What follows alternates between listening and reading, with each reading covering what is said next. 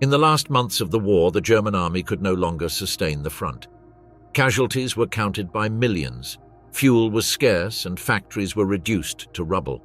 Hitler ordered to resist at any price, but the machinery that had conquered half of Europe was crumbling. Soviet forces advanced from the east with an implacable offensive. At the same time, the Allies pressed from the west and destroyed German infrastructure with massive bombings. Supply lines collapsed, divisions were surrounded, and the Reich was trapped between two fronts. In a few weeks, Berlin became a field of ruins without possibility of defense. How could a military empire that seemed invincible fall so fast? What decisions sealed the fate of Hitler and his army? Was it the force of the Allies or the Germans' own errors that precipitated the defeat? Ruins of the Reich, the winter that announced the fall. In the winter of 1945, the military geography of the Third Reich reflected an imminent collapse. The Red Army had crossed Poland and advanced toward the Oder River at a short distance from Berlin. Since the previous summer, after the operation that dismantled Army Group Center, the Soviet fronts had recovered Belarus, reconquered Warsaw, and penetrated into East Prussia, while forces in the south threatened Silesia, industrial nucleus of the Reich. In parallel, other offensives developed in different directions. Soviet troops pressed over Hungary and Czechoslovakia, reducing the remains of German presence in the Balkans to isolated pockets. In the west, Anglo-American forces retook the initiative after having contained the Ardennes offensive, that last German gamble that had consumed reserves of armor and fuel without obtaining the expected results. With the defeat, the Western Front was left open to the advance toward the Rhine and to the progressive siege of the industrial cities of the Ruhr. The movement of Allied armies intensified also in other scenarios. In France and Belgium, American, British, and Canadian units approached the heart of Germany with the crossing of the Rhine foreseen for the following weeks. In Italy, German forces resisted with difficulty in the north, supported on worn and scarcely supplied formations. The situation in the Balkans was even more critical. The retreat from Greece had left exposed the garrisons in Yugoslavia and Albania, subjected to the combined pressure of partisans and regular armies of the Soviet bloc. Hungary became one of the hardest battlefields of winter. Budapest had been surrounded since December, and in January urban combats prolonged under extreme conditions. More than 70,000 German and Hungarian soldiers were trapped in the city, defending house by house against Red Army assaults. The resistance prolonged, but there were no real possibilities of breaking the siege. The military situation coincided with a profound deterioration of civilian life in Germany. The strategic bombing campaigns of British and American aviation had reached an unprecedented intensity. Cities like Hamburg, Essen, and Düsseldorf had been reduced largely to rubble. Berlin, attacked frequently in November and December of the previous year, showed entire neighborhoods destroyed, with the electrical network and water supply interrupted recurrently.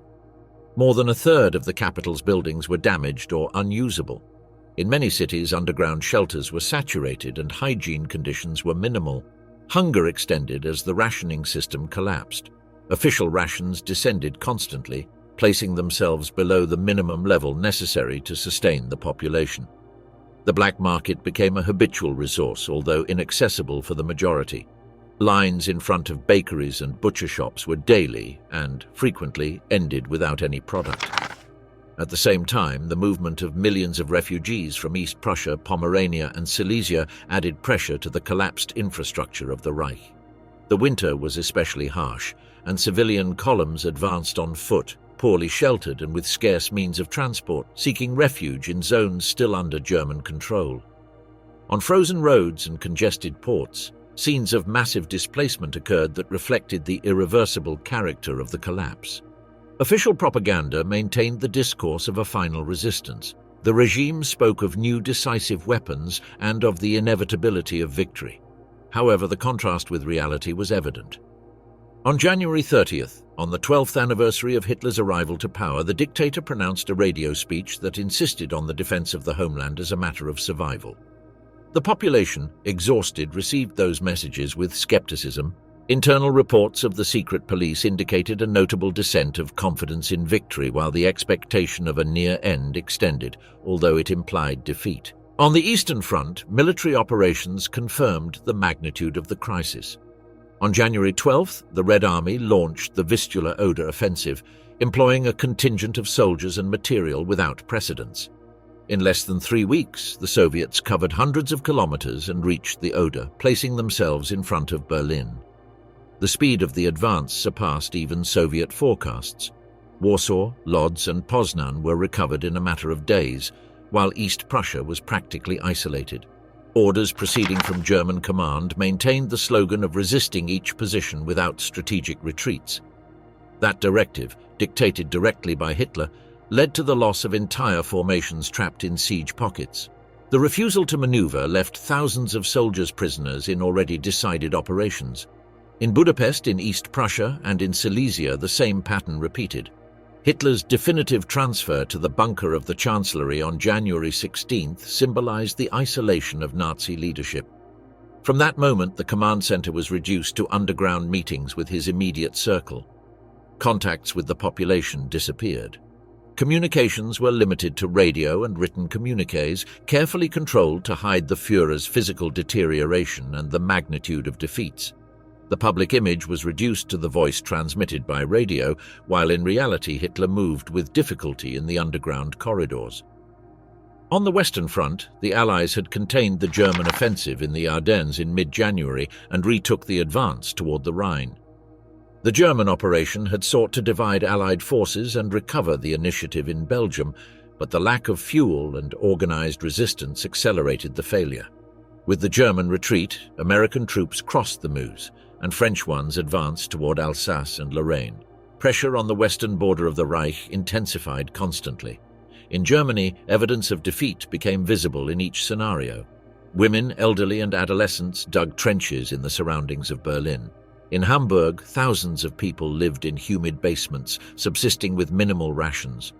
On the roads of East Prussia, civilian columns moved under extreme temperatures, trying to distance themselves from the Soviet advance.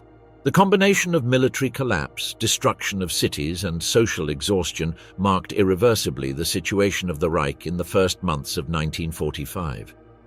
The outcome was still to come, but the direction was clear. Military operations on both fronts, logistical crumbling, and the loss of internal cohesion left the regime without real options.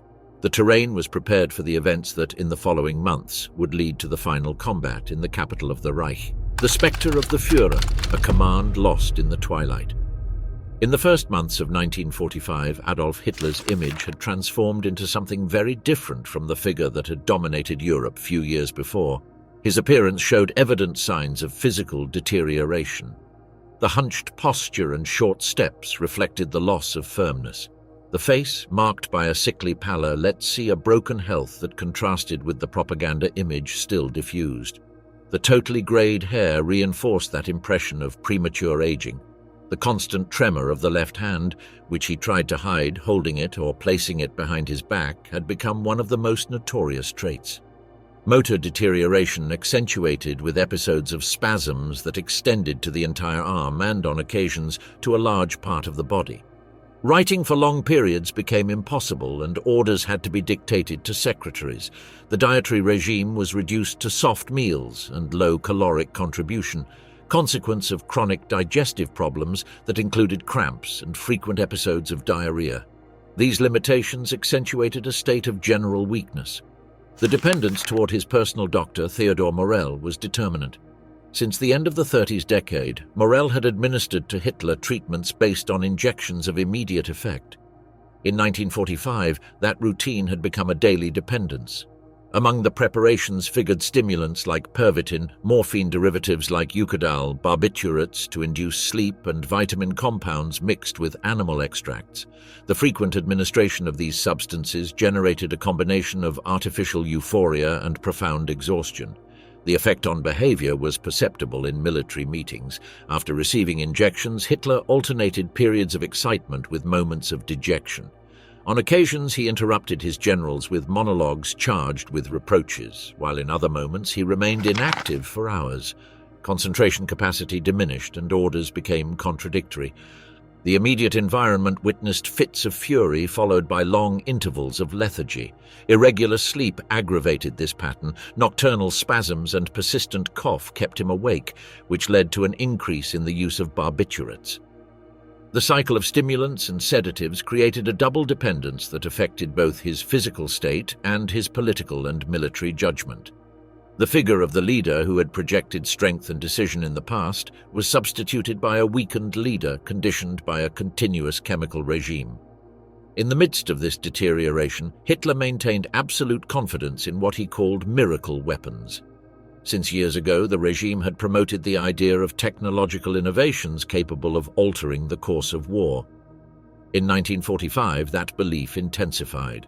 One of the main projects was the jet fighter Me-262. With superior performance to Allied aircraft, it represented a notable technical advance. However, production was insufficient. The decision to employ it as a light bomber delayed its development as an interceptor. When it was finally deployed in combat, the number of operative units was too reduced to influence decisively in air war. The other great symbol was the ballistic missile V-2.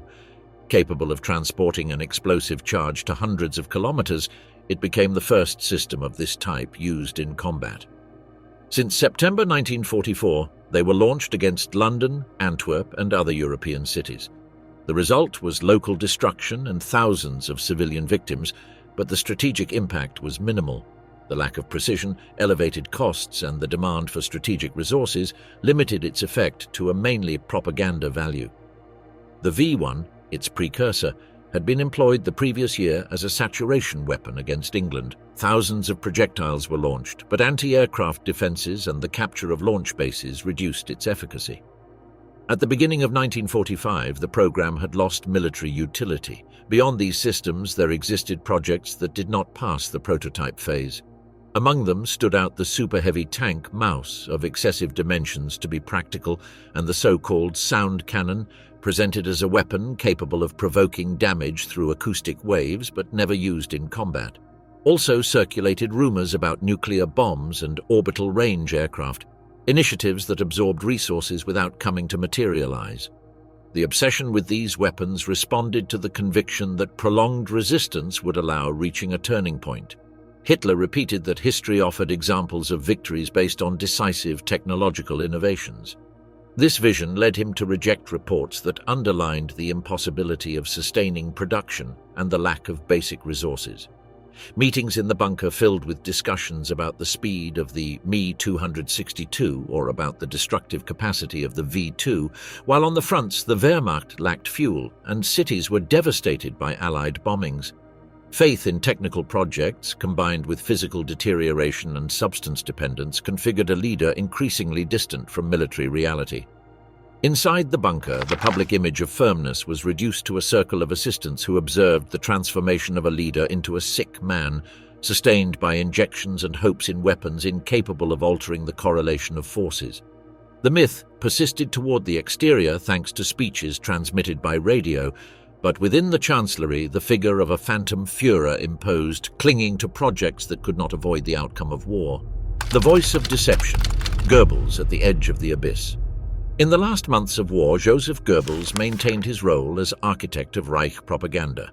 When the military situation was already unsustainable and defeats accumulated on all fronts, he reinforced his conviction that the word could function as last shield. From his office in the Chancellery, he supervised each communiqué, each speech, and each cultural production with the purpose of sustaining obedience and avoiding an internal collapse. Goebbels did not improvise. During the years of National Socialist domination, he had demonstrated a constant ability to manipulate public perception, building images of unity around the Führer.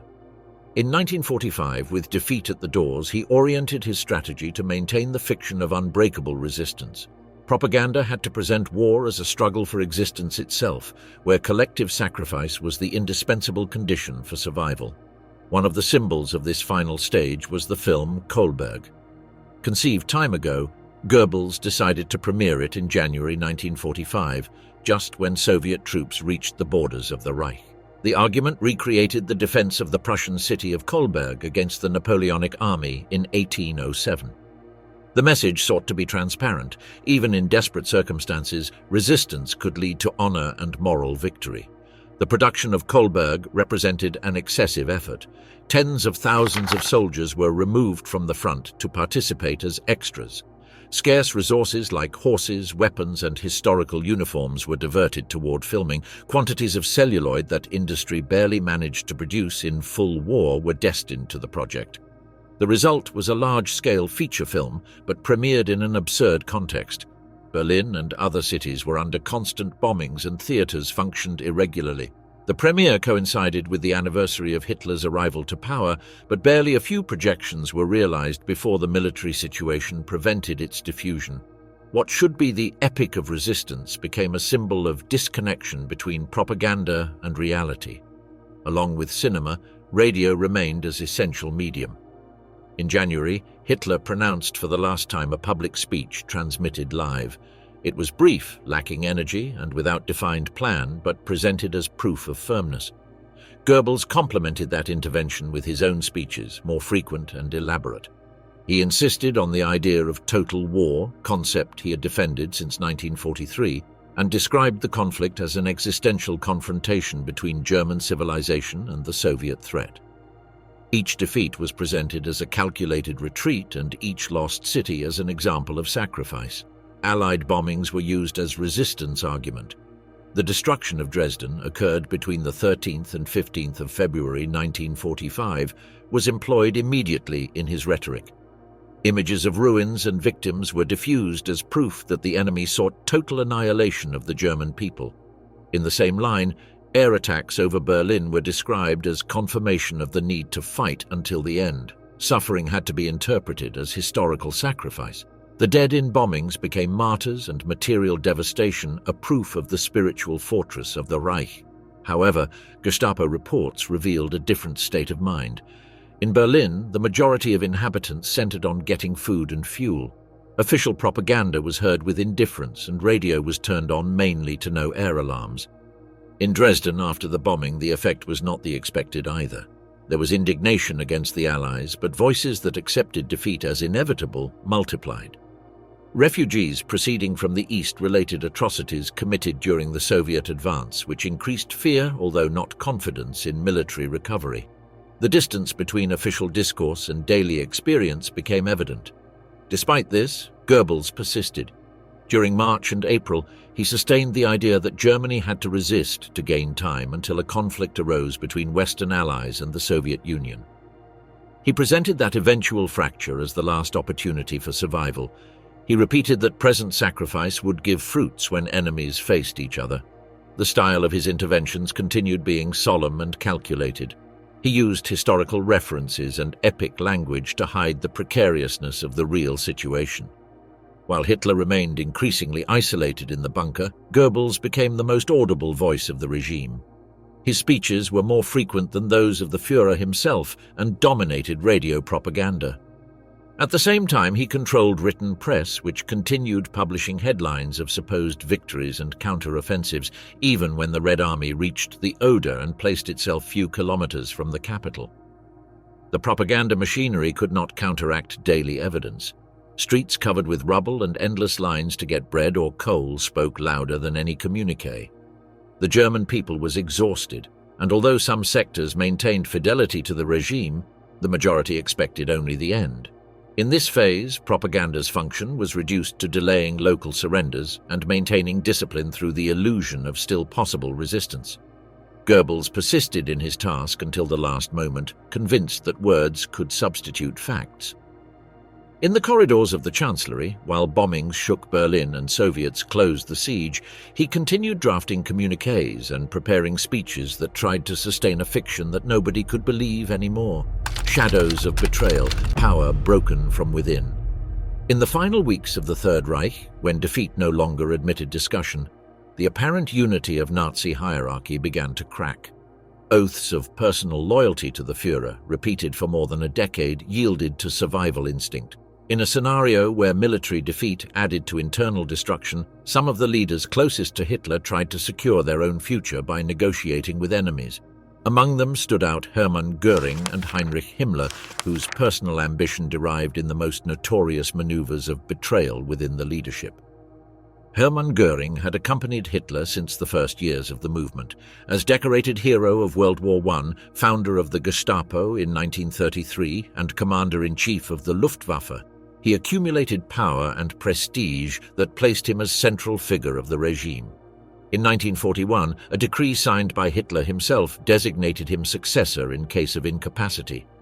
However, from the defeat in the Battle of Britain and the failure to guarantee air superiority against the Soviet Union, his position weakened. The systematic bombing of Germany from 1943 evidenced the total loss of air control. The Luftwaffe could not prevent the devastation of Hamburg, Cologne, or Berlin, and Goering became target of criticisms, both within the military circle and in the political environment. By 1945, Goering spent long periods in his residences of Marienhall and Berchtesgaden, retired from daily political life. His presence in Berlin was sporadic, and Hitler considered him increasingly irrelevant. The Marshal, conscious of his progressive marginalization, decided to act when the final battle for Berlin was imminent. On April 23rd, with the capital besieged by the Red Army, he sent a telegram to the Reich Chancellery. In it he posed that, according to the decree of 1941, it corresponded to him to assume the leadership of the state if Hitler was impeded. He fixed a limit deadline. If he did not receive response before midnight, he would interpret silence as authorization. The message was intercepted by Martin Bormann, Hitler's personal secretary and administrator of the party chancellery. Bormann, whose influence had increased in the last months thanks to his control of information, presented the telegram as a coup attempt. Hitler, locked in the bunker and dominated by distrust, reacted with fury. He ordered to immediately dismiss Goering from all his positions and arranged his house arrest. In a matter of hours, the designated successor passed from being the second figure of the regime to a traitor without power. Although he was not executed, he was marginalized and without capacity to influence the outcome. Goering's fall was rapid, but Heinrich Himmler's had an even greater scope. As Reichsführer of the SS, he controlled police, concentration camps, and a large part of the repressive apparatus. His power had reached levels that placed him above any hierarch except Hitler himself.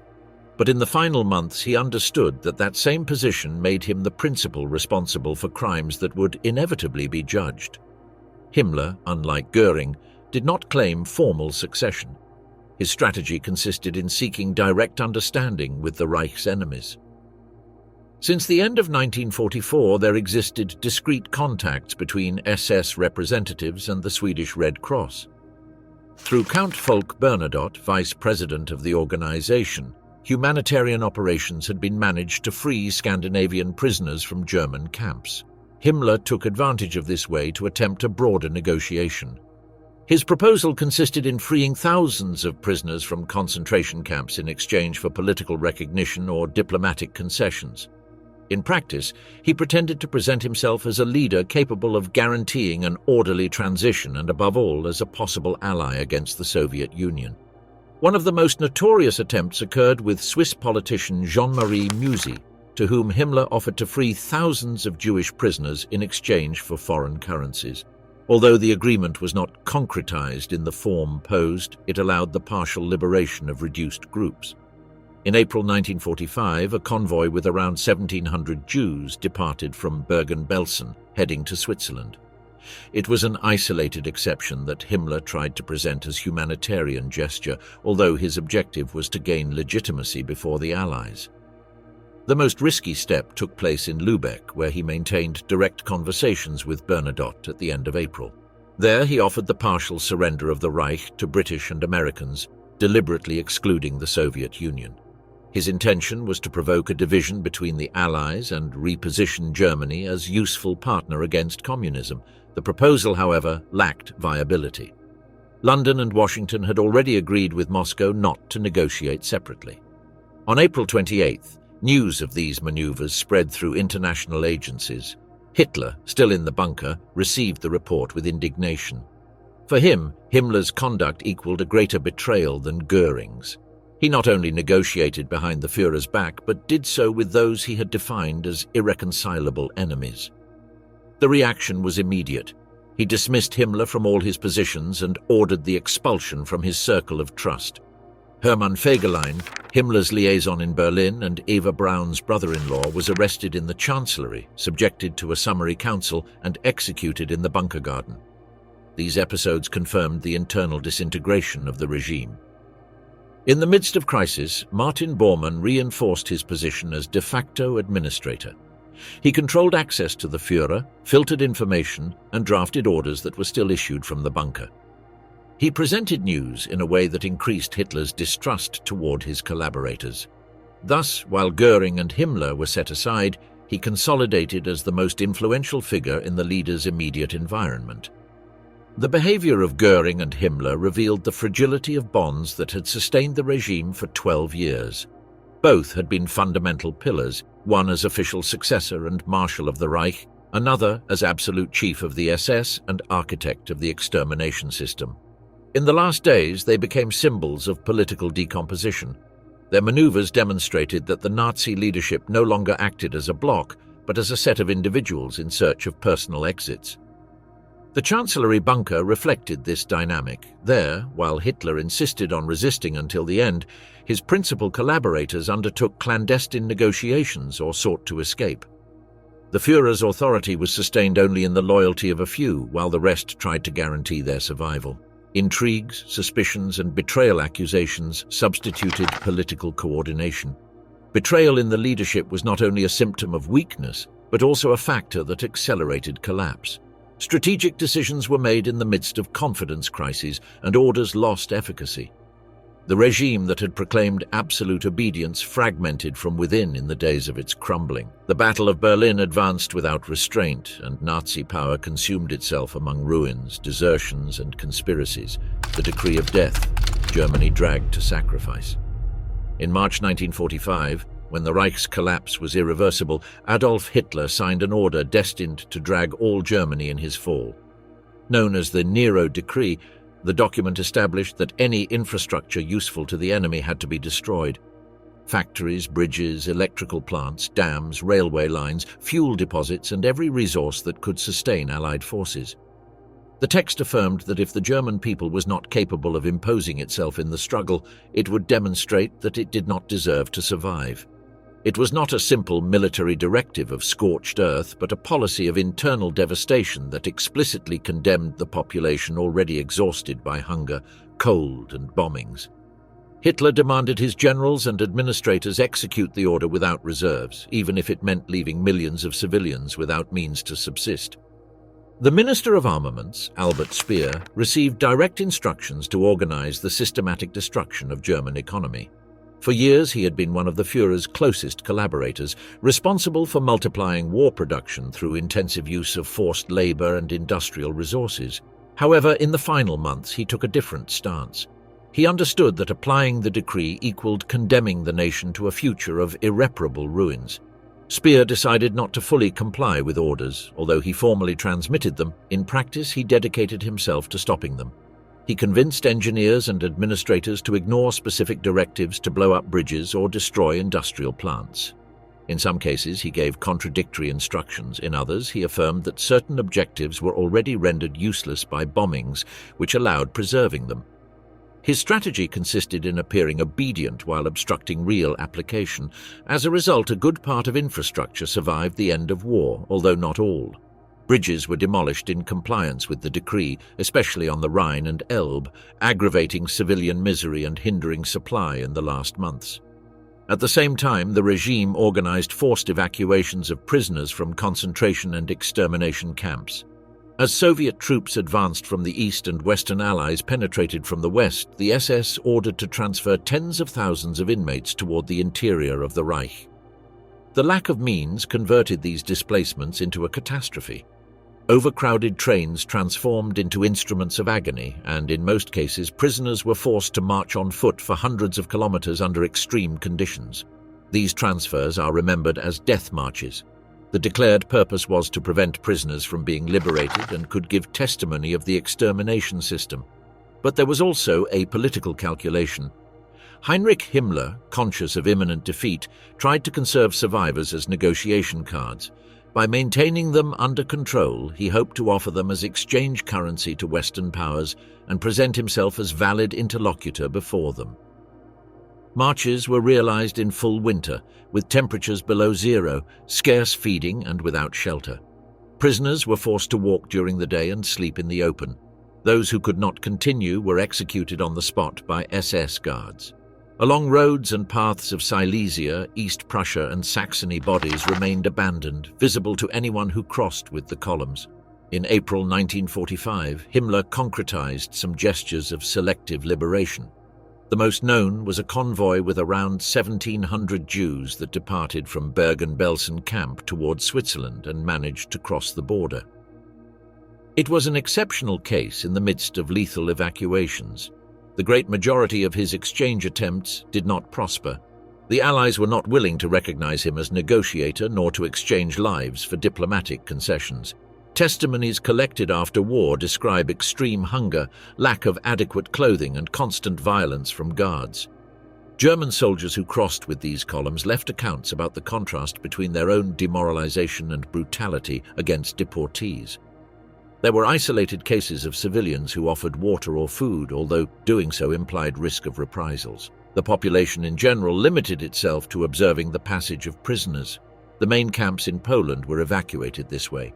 Also, Dachau, Sachsenhausen, and Ravensbrück, closer to the heart of Germany, were scenario of marches toward the south and west. In total, hundreds of thousands of prisoners covered great distances in the last weeks of war. Tens of thousands died on the way when German defeat was already a matter of days. These marches had no military value. They were consequence of the combination between Himmler's intention to use prisoners as political instrument and the regime's refusal to allow camps to fall intact in enemy hands. In some cases, columns were reached by Allied troops and liberated in full journey.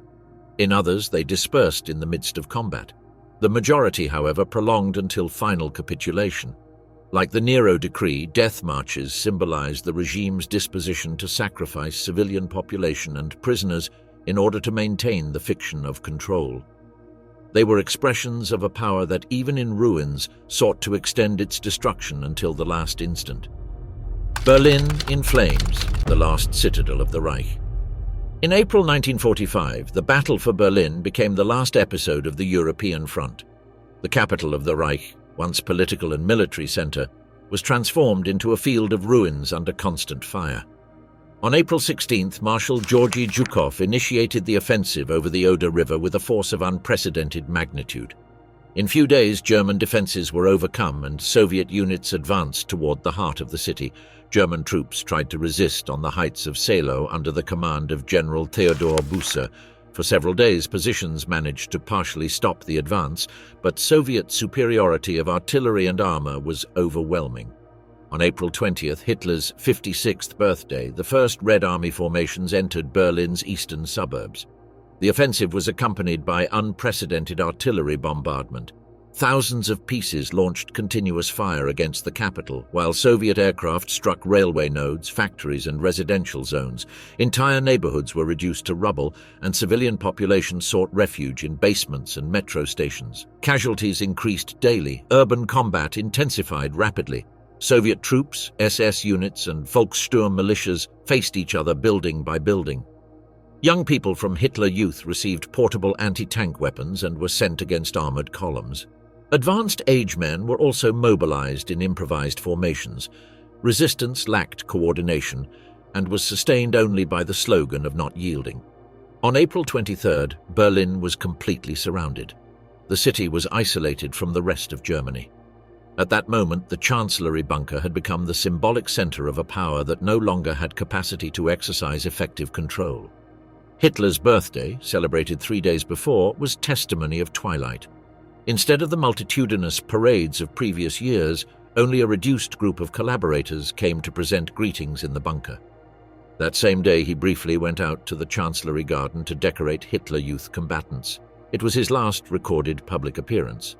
The underground complex was divided into 2 levels, the Vorbunker with auxiliary offices, and the Führer bunker, situated at greater depth, which housed private rooms and the conference hall. In mid-April, about 30 people resided in the precinct, among them Hitler, Eva Braun, Martin Bormann, Joseph and Magda Goebbels with their 6 children, SS officers, secretaries and service personnel. Life in the bunker deteriorated each day. Air became impregnated with humidity and smoke. Electricity functioned irregularly. Communications with the exterior fragmented and artillery explosions shook concrete walls. The environment was tense and disorganized. Alcohol consumption became habitual among officers and functionaries. There were violent discussions, episodes of desperation, and signs of generalized apathy. Despite isolation, Hitler continued issuing orders. He insisted that dispersed or non-existent units could regroup to launch decisive counteroffensives. One of the most significant orders was directed to General Felix Steiner, to whom he entrusted organizing an attack from the north to break the Soviet siege. In practice, Steiner did not count on necessary forces. Divisions were destroyed and lacked fuel and ammunition. The attack was never carried out. When Hitler was informed that the operation was impossible, he reacted with anger.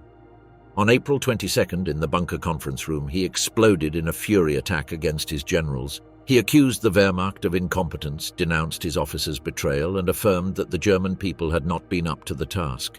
In the midst of that discharge, he recognized that war was lost.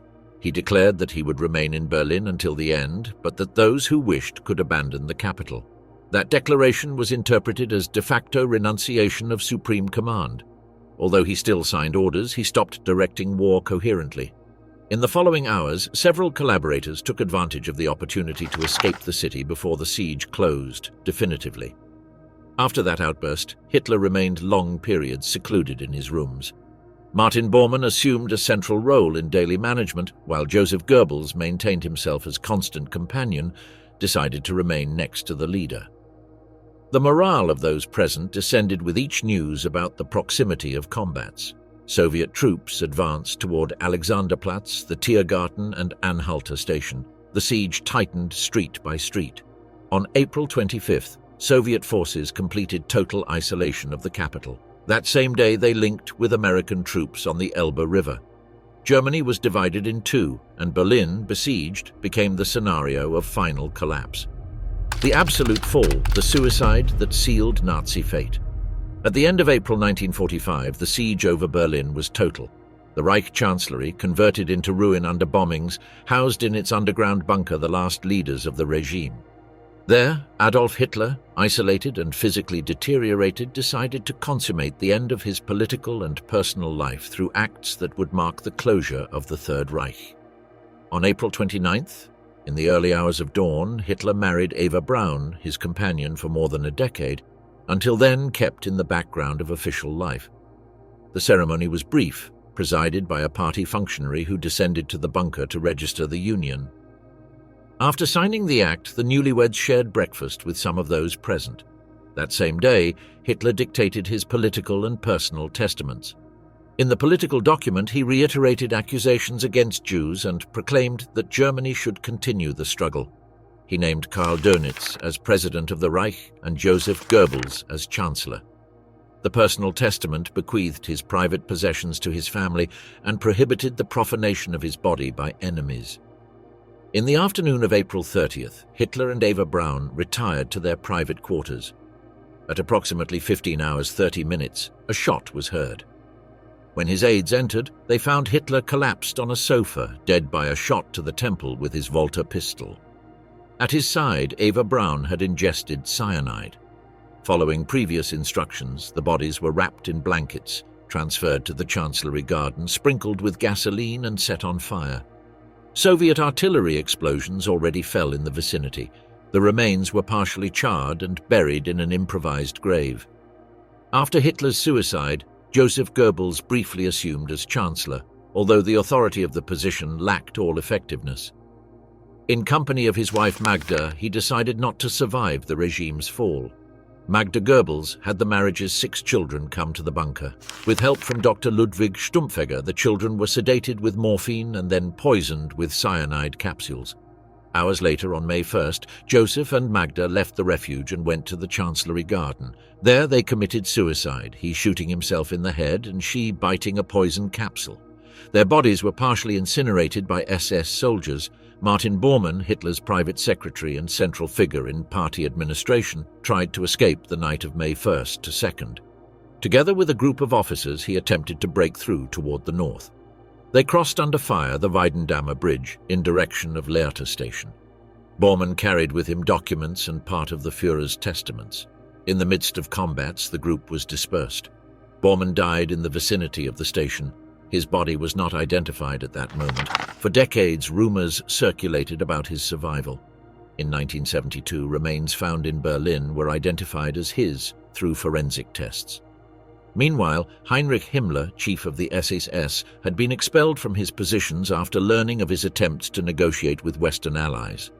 In the last days of April, he abandoned Berlin and tried to hide under a false identity. He traveled disguised with private soldier uniform and false documents in the name of Heinrich Hitzinger. On May 21st, he was detained by a British patrol in the vicinity of Bremervörde. Taken to Lüneburg to be interrogated, he revealed his identity. During the search, he hid a cyanide capsule in his mouth.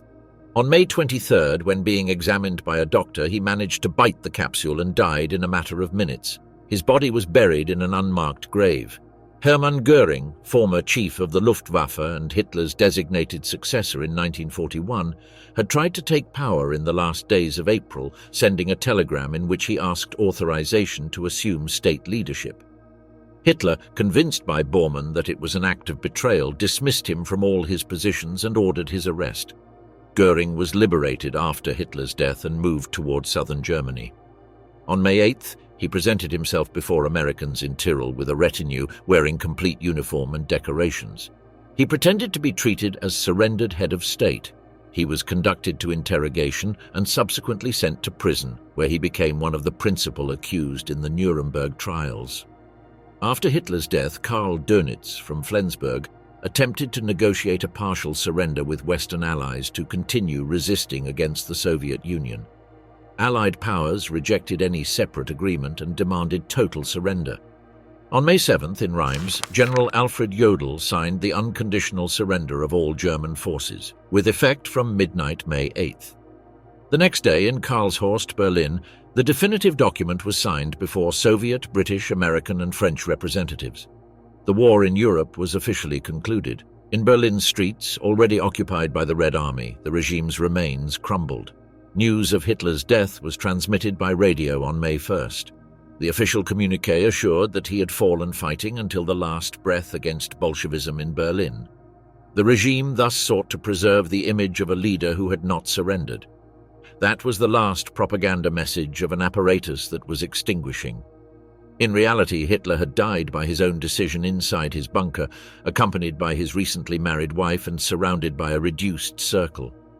The myth of the Führer fallen in combat circulated for weeks in a devastated country. At the same time, the reality of unconditional surrender put an end to the Reich that had promised to last 1,000 years and had survived barely 12. In Berlin, Soviet soldiers raised the red flag over the Reichstag, while in the destroyed capital's streets, German civilians emerged from basements where they had survived the last combats. Nazi Party archives burned in courtyards and offices, destroyed by functionaries who tried to eliminate proof of 12 years of government. In liberated prisons and concentration camps, survivors told stories that the world would have to face in following years. The propaganda apparatus that had maintained illusion until the end disintegrated in a matter of hours. Radio stations fell silent, newspapers ceased publication, and posters with the Führer's image were torn from walls by population or occupying troops. In bunkers and shelters throughout Germany, millions of civilians came out to a transformed world. Cities in ruins, destroyed bridges, devastated factories showed the real price of the war that the regime had promised to win. The 1,000-year Reich had ended in the basement of a ruined chancellery with the sound of Soviet artillery as epitaph.